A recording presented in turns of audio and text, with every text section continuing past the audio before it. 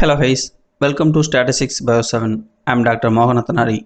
Now we are the discussing topic for counterplot.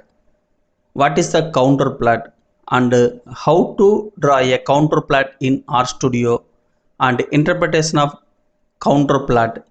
The three topic discussion on the section for this video. Okay, let's go to the video. What is the counterplot? A counterplot is a graphical representation of three-dimensional data in two dimensions, where counters are line connect points of equal value. This type of plot is commonly used in scientific fields, including the biology, to visualize a complex data set where one variable depends on two other continuous variables. Counterplot are especially useful when trying to show the variations, trends, or distributions in a data set without explicitly displaying the third dimension.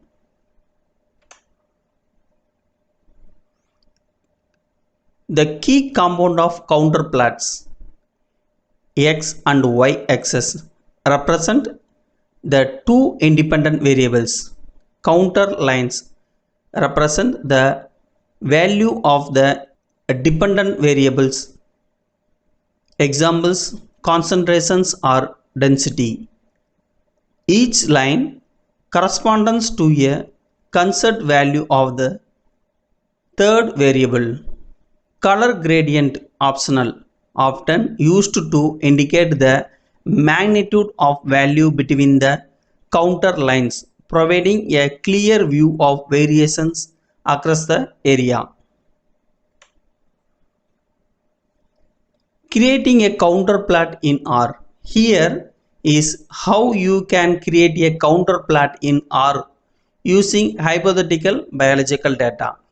Examples: plotting the species abundance by environmental gradients. Let's assume you have data on the abundance of species XSS.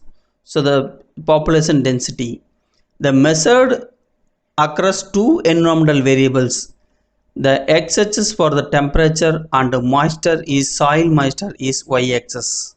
So the soil moisture y-axis and temperature is x-axis. Let's open the RStudio software. So the code create the counterplot in RStudio. The code already generated.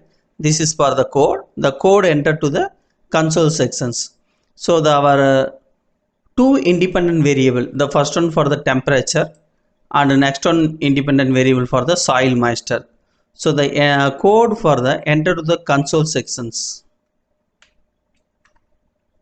So the first one for the independent variable for the temperature,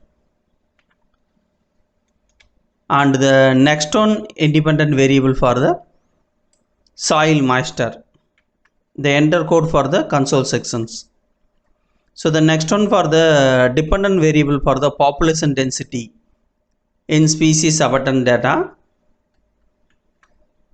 We take the total the 5 rows. So enter for the n rows is a 5. So the console section enter for the population density code. Click to the enter. The next one for the create counterplot. The counterplot for the temperature, soil moisture and the population density. The code enter to the console section.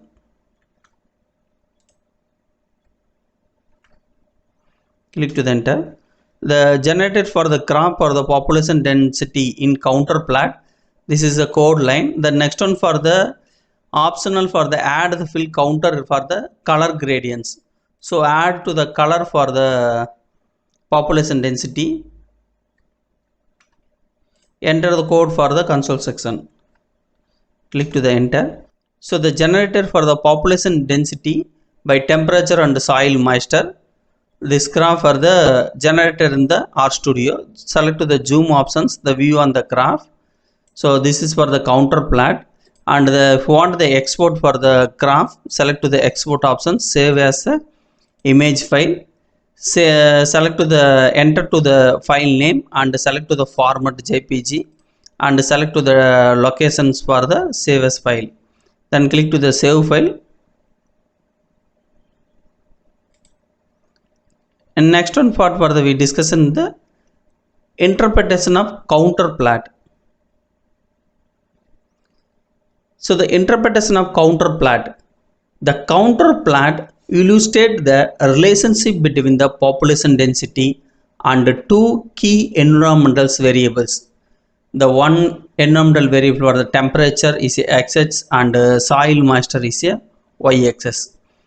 The color gradient for the green to pink represent the increasing the level of the population density as indicated by the color bar on the right side. So this is for the color bar.